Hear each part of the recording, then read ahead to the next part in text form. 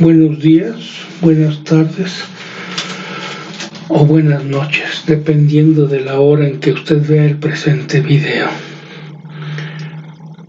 En esta ocasión me voy a permitir narrarle lo que he investigado acerca de la Casa de los Azulejos. Curioso estudio podría hacerse acerca de la nobleza mexicana, es decir, la historia de los títulos de Castilla que a personas residentes en México fueron concedidos por el rey de España durante el tiempo del coloniaje. Este estudio tendría además un interés puramente histórico, pues muchos de los títulos fueron expedidos a conquistadores por sus hazañas, a gobernantes por sus servicios y a particulares por sus obras meritorias. Algunos de los citados títulos están íntimamente relacionados con el descubrimiento y fundación de pueblos, villas y ciudades, no pocos con el nombre que se le dio a las calles de México y de diversos estados en la actual República Mexicana, y varios con los más ricos centros de minería. Es cierto que la nobleza de Nueva España no fue toda limpios blasones y legítimamente adquirida. Es cierto que hubo títulos concedidos a los encomenderos que se extremaron en los aperreamientos y matanzas de indios, pero también hubo nobles tan filantrópicos como el conde de Regla y tan patriotas como el marqués de San Juan de Rayas. Hoy la nobleza está en la virtud y en el talento. Hoy aquellos blanquísimos pergaminos, prodigios de caligrafía y primorosos por sus miniaturas de brillante oro y de vivísimos colores, son por sus objetos de pura curiosidad, y solo uno que otro individuo los conserva como recuerdo y timbre de su pasada grandeza, de su abolengo y de su sangre azul. Pero a pesar de esto, para el historiador los títulos de nobleza son interesantes, y muy en particular para el que intente hacer una crónica detallada de la Ciudad de México. Varias de las casas y calles de nuestra capital tienen un origen histórico en aquellos viejos blasones. Por ejemplo, todavía se levantan con su aspecto nobiliario las casas del conde de Santiago de Calimaya, en la calle de Jesús, de la condesa de San Mateo Valparaíso, en el Puente del Espíritu Santo, que ocupa hoy el Banco Nacional. Calle del Conde de Miravalle, que es el Hotel del Bazar. Calle del Marqués de Moncadas, que es el Hotel de Iturbide. Calle del Conde de Jala y del Marqués de Rivas Cacho, que está ubicado en Capuchinas número 12 y 13. Esta numeración es antigua. La calle del Marqués de Selva Nevada, que está en cadena número 19. Calle del Marqués del Prado Alegre, esquina con Profeta y Callejón del Espíritu Santo. De los Condes de las Torres de Cocío y de la Cortina, que es la calle Don Juan Manuel, número 22 y 23. Del Conde de Alcaraz, Callejón de Betlemina número 12, etcétera, etcétera. Y respecto a la calle de Don Juan Manuel, hoy tiene otro nombre, del cual nos ocuparemos en otro video. Todavía hoy en la Pazuela de la Guardiola y las calles de la Vergara, Medinas, Factor y la Mariscala, Cadena y otras, recuerdan que aquí estuvieron sus habitaciones de mayorazgos y títulos de la Nueva España. Quizá algún día hablaremos del origen de esas viejas casas y de esas tradicionales calles que ostentaron orgullosas escudos y morriones hoy borrados para siempre, y por cuyos pavimentos desfilaron señores estirados de empolvada peluca, calzón corto, casaca y chinela con hebillas, mas ahora solo nos ocuparemos del Palacio Azul como la sangre de sus antiguos moradores. Allá en el siglo XVI embarcó rumbo a México don Rodrigo de Vivero y Velasco, descendiente de aquel don Alonso Pérez de Vivero, que según unos fue arrojado en Burgos desde la ventana por el condestable de Castilla, don Álvaro de Luna, y según otros fue lanzado de lo alto de una torre de Valladolid en su memorable Viernes Santo. Llegado a México, don Rodrigo casó con doña Melchora de Abarrucia, que tenía una encomienda en Tecamachalco y era viuda del conquistador don Alonso Valiente. Don Rodrigo y doña Melchora hubieron en su matrimonio un hijo llamado don Rodrigo de Vivero y Aberrucia, el cual nació en la citada encomienda. Este don Rodrigo del Mozo o algún otro apellido, distinguióse por su talento, instrucción y capacidades de liderazgo, pues queda noticia que escribió varios discursos, un tratado de economía política y una relación publicada en partes por el tomo V de la Ilustración Mexicana. Relación en la que se refiere el naufragio que padeció al regresar de las Islas Filipinas, en donde fue gobernador y capitán general. Nuestro don Rodrigo fue además alcalde, se nota en las escrituras, en los anales de la historia de México, que fue alcalde de diversos lugares de la Nueva España y gobernador de Nueva Vizcaya en México. Fundó el mayorazgo de Vivero, que después se elevó a condado del Valle de Orizaba, concesión que le hizo el rey en premio a sus buenos servicios. Comprendía dicho condado las tierras que este título tenía en las inmediaciones de aquella población, las que aún conservaron sus sucesores en Sabrinal y Cañada de Iztapa, y las que formaron posteriormente el marquesado de Sierra Nevada y el condado de Colina, aquella en lo que más fregoso del volcán y está más arriba del llano del Sumidero.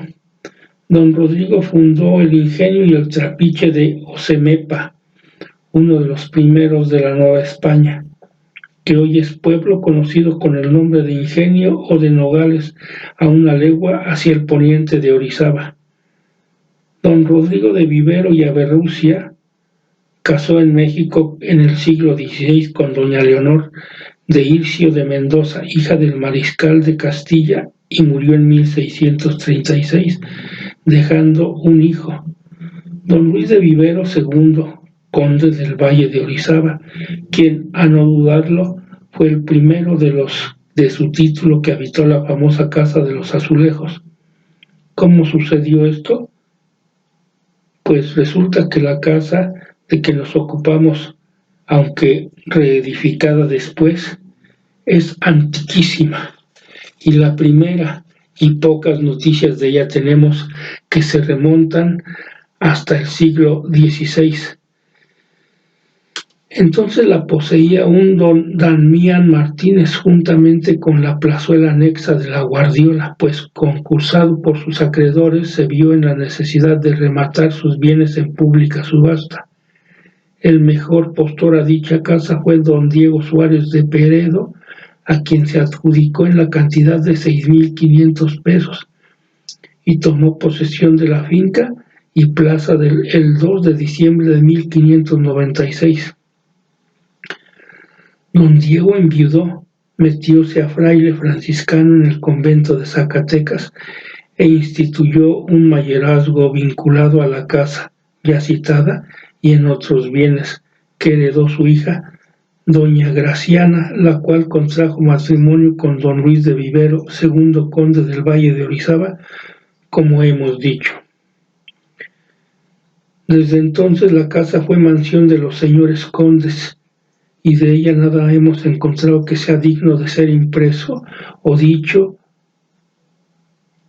Solo a través de los siglos y en alas de la tradición ha llegado hasta nosotros dos anécdotas, una referente al callejón de la Condesa que tomó su nombre de alguna de las del Valle y otra a la reconstrucción de la casa. Cuentan las consejas que cierta vez entraron por los extremos del callejón dos hidalgos, cada uno en su coche, y que por la estrechez de la vía encontraron frente a frente sin que ninguno quisiera retroceder, alegando que su nobleza se vería disminuida si cualquiera de los dos tomaba la retaguardia. Por fortuna, como asienta un grave autor, la sangre no llegó al arroyo, pues ni mucho menos, y ni siquiera hirvió en las venas de los dos Quijotes. Pero a falta de cuchilladas sobró paciencia a los hidalgos, quienes estuvieron en sus coches 3 días de claro en claro y 3 noches en turbio. De no intervenir la autoridad, de seguro se momificarían los hidalgos, pues ninguno cedía, ninguno quería cederle el paso al otro. El virrey les previno, pues, que los dos coches retrocedieran hasta salir uno hacia la calle de San Andrés y el otro hacia la plazuela de la Guardiola. La segunda anécdota, aunque sin fundamento histórico, es tan conocida que la omitiríamos si no tuviéramos la erudición callejera. Se dice, se cuenta y se comenta que uno de los condes del Valle tenía un hijo y que este hijo fue calavera redomado. El heredero, fiado en sus riquezas, más pensaba en derroches que en negocios. Joven y apuesto, los trajes lujosos, buenos caballos, los araos elegantes ocupaban más su atención que los librotes de cuentas y que los ingenios de azúcar. El conde, su padre, gastó mucha saliva en regaños hasta que se cansó de estarle llamando la atención. Fue su benevolencia tanta que solo le decía: hijo, tú nunca harás casa de azulejos. Santa frase. El joven se preocupó, le escoció lo de los azulejos y poco a poco cambió de vida, prometiendo edificar la casa que su padre tenía por imposible. Su propósito fue pasajero, lo cumplió.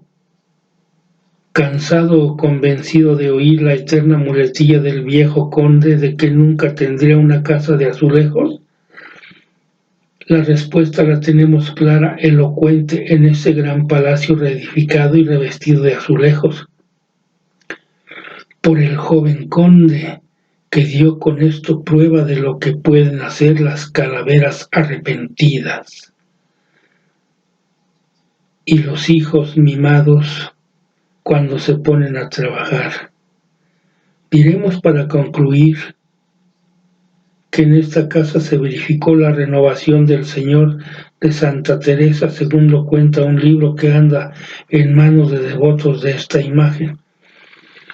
El señor Portilla incurrió en un error. La escritura que, según cuentan, se transfiguró y sudó milagrosamente en el entresuelo de dicha casa no fue del Señor de Santa Teresa, sino del Santo Cristo de los Desagravios, que estuvo después en capilla de Burgos del convento de San Francisco de México. Derribada esta a consecuencia de la exclaustración de las leyes de reforma, el Santo Cristo milagroso pasó a la Iglesia de Jesús Nazareno, donde actualmente se encuentra y es venerado por los devotos. Consumada la independencia, abolidos los títulos nobiliarios, los condes del Valle de Orizaba continuaron viviendo en la casa de los azulejos. Así transcurrieron los años hasta el 4 de diciembre de 1828, día funesto para México por los robos que cometió la plebe enloquecida por el motín de la Acordada. En medio del desorden del que fue presa la ciudad, aprovechando sin duda aquellas circunstancias tan propicias para consumar los mayores crímenes, penetró a la casa de los Azulejos un oficial llamado Manuel Palacios, en los instantes mismos en que el conde don Andrés Diego Suárez de Peredo bajaba la escalera y acometióle a puñaladas con tanta hazaña que lo dejó tendido y sin vida.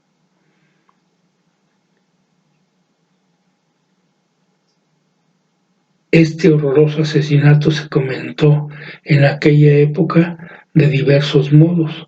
No faltó quien lo atribuyese a siniestras maquinaciones políticas, mas la verdad fue que no pasó de una venganza personal de Palacios, porque el exconde don Diego se oponía a que tuviera relaciones con una joven de su familia.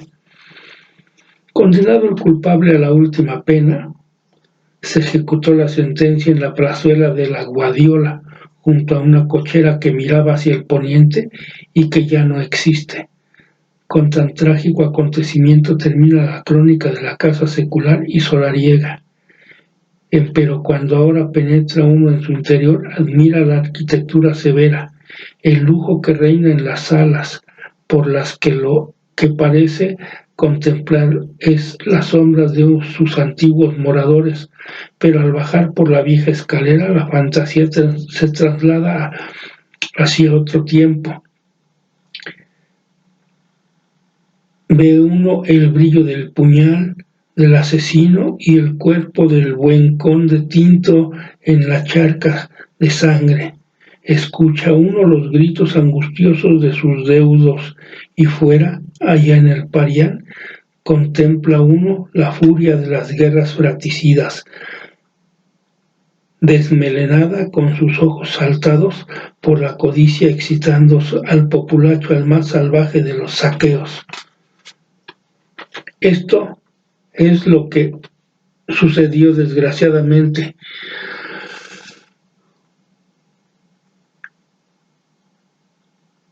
Ahora se ha establecido allí un negocio de cafetería y esas cosas, pastelillos. Pero pues esto no quita la belleza, no disminuye el señoría del edificio llamado la Casa de los Azulejos. Si usted llegó hasta aquí, le agradezco su atención y le invito a compartir el presente video. Gracias.